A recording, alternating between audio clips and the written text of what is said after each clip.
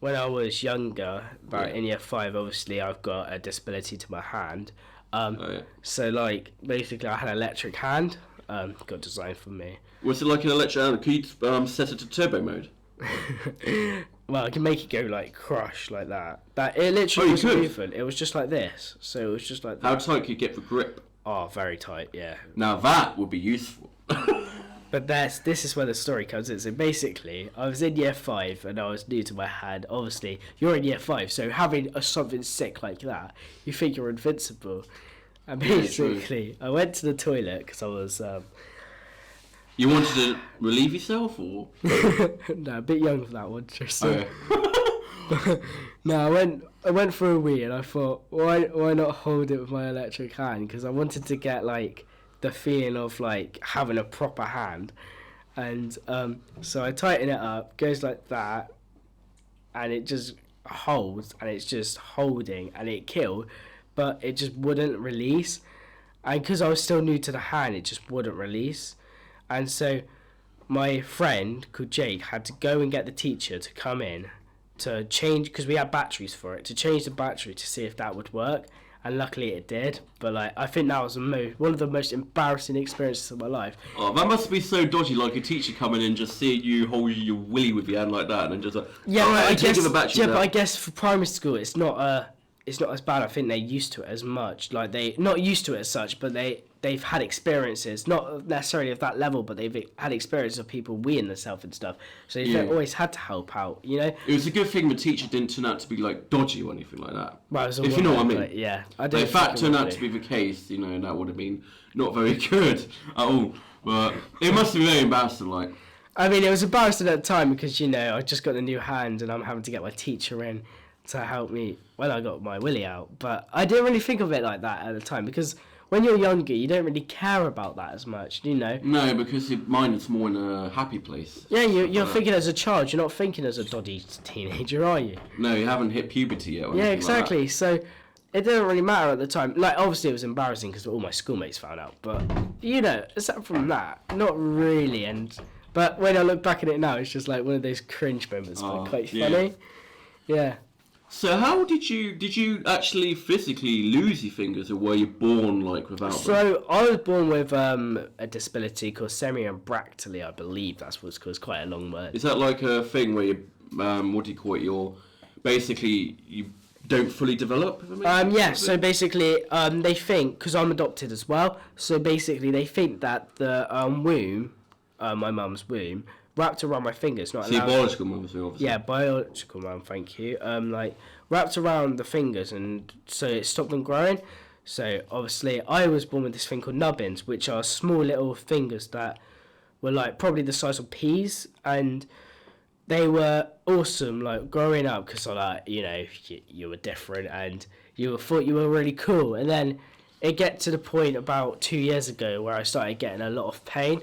I had also like fractured my whole like hand, the top of my hand. I still got like a bump there where it was fractured, like, and it was so painful, and the nubbins were just sticking in.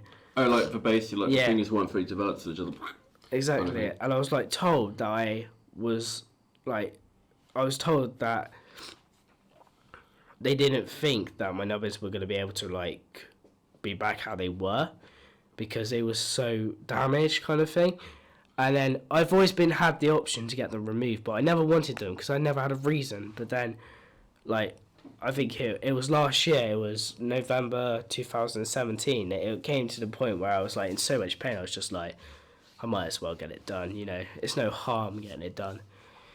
And like, obviously it was a big deal to me, but it was... Oh, is that what happened? So then you got them removed? Yeah, so basically on the 12th of December, I went to Great Ormond Street because that's the hospital I had to go to. So a couple of years ago, roughly, yeah. now 2013. Yeah, pretty much, yeah. Took off all my fingers, and then I was in a cast for about, a month, 2, and then it probably was the best decision I made, because now it's just so easy going. Like, obviously it looks a bit odd because I've got a scar going across there, but I still got a thumb, so I'm still quite well off, really. It's not the worst thing in the world. Like, yeah, I honestly think it was the best decision I ever made. Right, so that's also how you got the nickname The Real Drumstick, right? Because Yeah. because your Well, hand looks like a you can drumstick, look here. So if you look at it from this angle, so it looks a bit like a drumstick. It kind of does actually. Like, Yeah. we also sometimes do jokes like we pretend like we chopped off your hand or something like that. Oh yeah, with the amount of time. Well, when I used to have my electric hand, we used to go around school like with my sleeve up and then dropping my hand and be like, "You just took off my hand. What are you doing?" Like obviously, it was fake, but it used to be so much fun.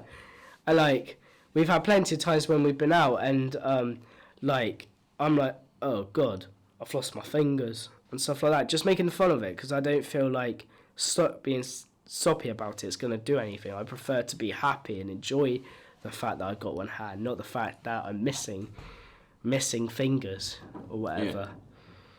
Like you gotta enjoy life as it is, really. Like can't dwell on it all the time. Like I've gone through stages. Like I've gone through stages because I was bullied quite heavily in year 9 and like stuff like that. So it is something that probably would get you bullied quite a lot. Well, not a lot, but I mean like no, but it makes you a bigger target. People bully for anything. People like don't like different, and like I think obviously this guy wanted to be dead and like was sending me death threats, been beaten up. Really? You know? Yeah, but like it's stuff that it's horrible.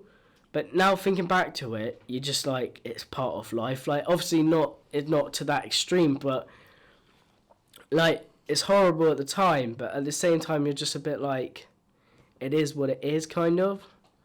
You know what I mean? Like, And it's made me a bigger person. Like, you get that a lot on YouTube as well, so when you say you should quit, you probably are going to get comments that will be like that, but you can just ignore them and stuff. The thing is, I've grown up with this disability, so when people... For a long time, like. Yeah, I haven't really had much hate, but a few people, when I used to get bullied and that gave me hate, I was really not used to it, because I've always been quite liked, and I've never really had beef or any of that. So it was new to me getting hate, and so it put me in a really dark place where I literally didn't go to school for about 2-3 months because it destroyed me that much, my inner self, and I didn't really speak to anyone because it's one of those things, once it happened, you don't know how to get out of it. Yeah, you're thinking like, how can it happen to me type thing? Yeah, like, exactly. Why me or yeah, stuff like that. But then again, now it's made me such a stronger person because if someone gives me hate, it's just another comment. Like, I don't really care because that's your opinion. I love myself for who I am.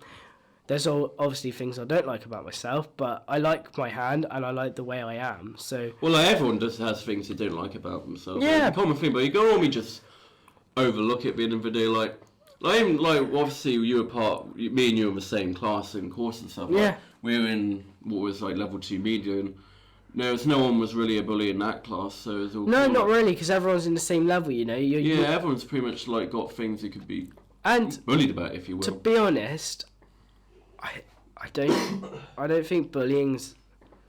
I don't think someone could bully me anymore.